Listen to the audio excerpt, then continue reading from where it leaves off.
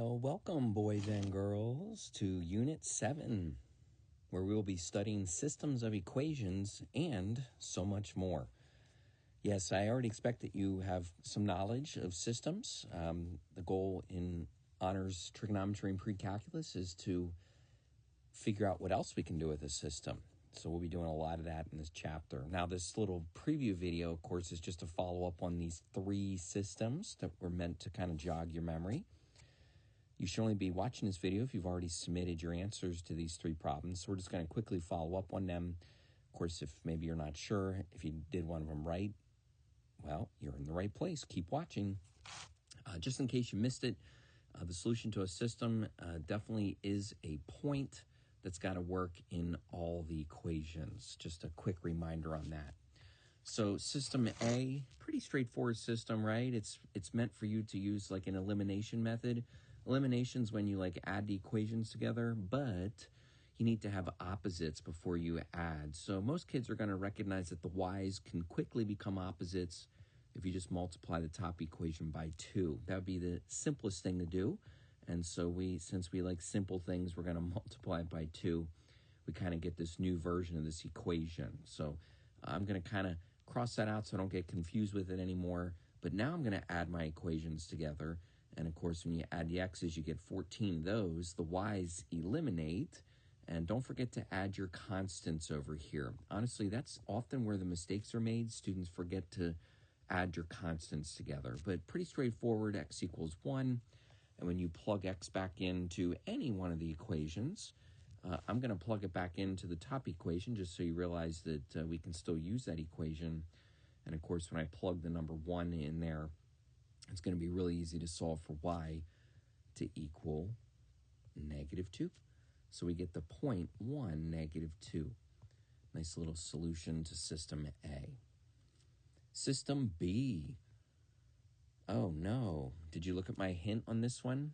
Yeah, you're allowed to multiply any equation in mathematics to change it as long as you multiply both sides.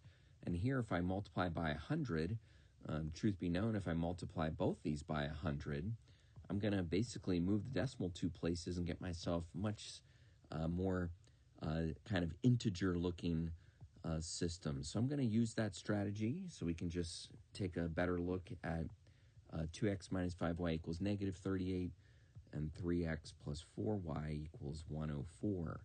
Now, this system still needs some opposites, and although you could make your x's become opposites by multiplying both of them by a different number, I'm going to recommend that you make your y's become opposites. Why not? One of them's already negative. So again, remember, you can multiply both equations by a different number. In this case, the number 20 or -20 is kind of my preferred number. So I'm going to multiply by 4 and by 5. So we'll get some new equations looking like an 8x, a -20y, and a -152.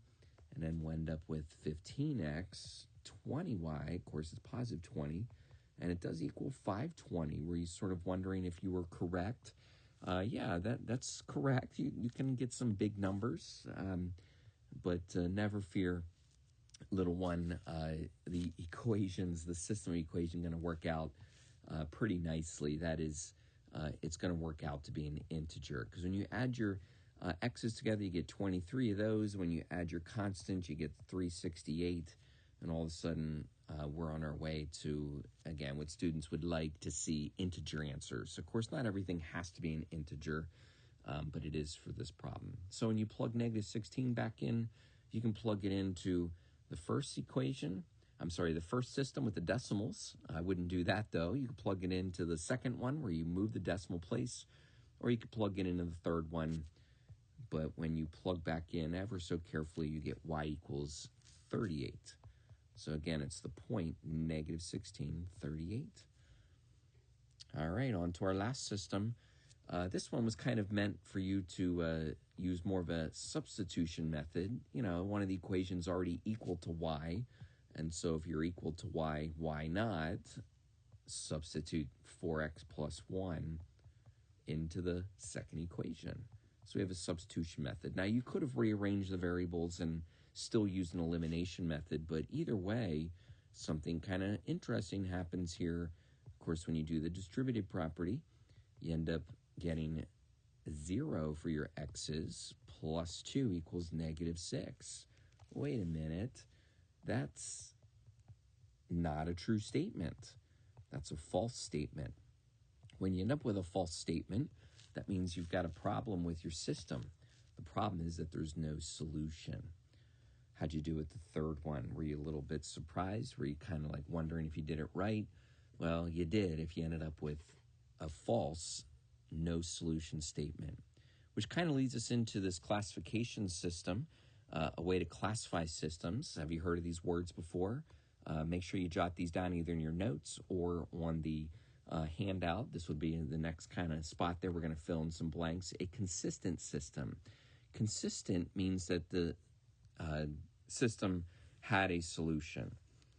Okay, has a solution.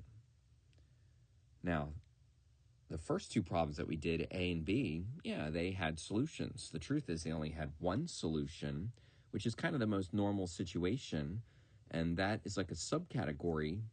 That means the system is independent.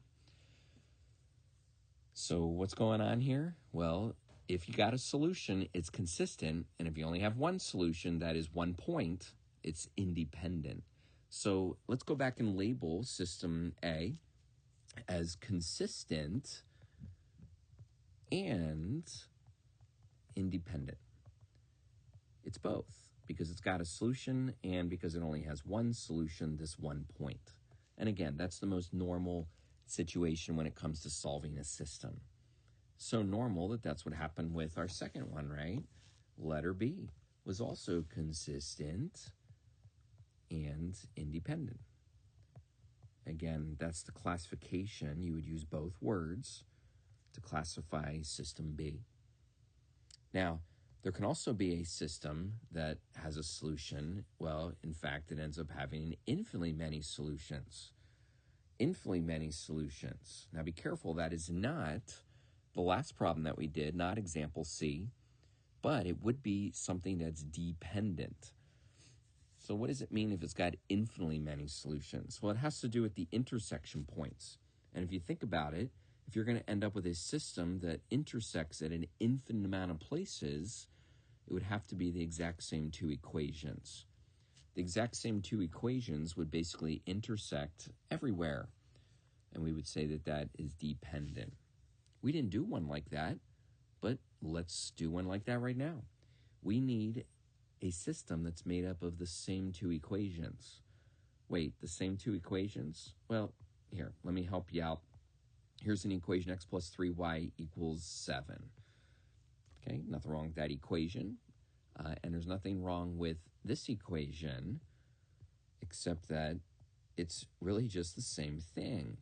What do you mean it's the same thing? Well, notice that all I did was just inflate all the numbers by 2. If I multiply everything by 2, it's essentially the same equation. Yeah, it kind of looks a little different, and it gives us an opportunity to use the elimination method. Hold the phone here a second. Before I use the elimination method, I probably need some opposites. So let's multiply by -2. That's going to change my numbers here. I'm just kind of writing over top of them. So we're going to get some opposites, multiply by -2. If you add your x's, you get 0. If you add your y's, you get 0. But wait a minute, if you add the constants, you get 0. Now, sometimes students think that when you get 0 that, it's no solution. But what I want you to realize here is it's not that I'm getting 0. It's that I'm getting 0 equals 0. That is, I'm getting a true statement. Kids, when you get a true statement, 0 equals 0, 3 equals 3, 10 equals 10, when you get a true statement, that means that your problem has infinitely many solutions. Again, a true statement means you have infinitely many solutions. And that has a certain classification. Remember, it's the one that we just went over. It's consistent. It still has a solution, but it's dependent. And consistent and dependent is just kind of a fancy way to say infinitely many. All right, so the two equations intersect everywhere, which leads us to the last situation, a situation that is called inconsistent. Now, inconsistent means that it's got no solution. Again, inconsistent means no solution. Wait, no solution, no intersection. What kind of lines have no intersection? That's right, parallel lines. And as the joke goes, it's so sad. Parallel lines have so much in common, but they will never meet. And when you have parallel lines, you have an inconsistent system that has no solution. Oh, kind of like example C. Yeah, example C, it's inconsistent. It's just kind of a fancy way to say it's got no solution. So how'd you do with these three problems? And did you learn a little something new about our class, about how to classify? Well, I'm going to tell you that there's going to be a question on the test where you're just going to do a simple matching of these little classification terms. It's something I've seen before. I've seen in some college entrance exams. Perhaps you've seen them before too, but if you haven't, I want you to get familiar with classifying. All right. Well, the next time we meet, we'll be taking the next step. We'll still be looking at systems, but they're going to be what I call mega system. There'll be systems that have, they got more than just X and Y, like maybe X, Y, and Z. But we'll wait for that the next time we get together. All right, that's all. Take care.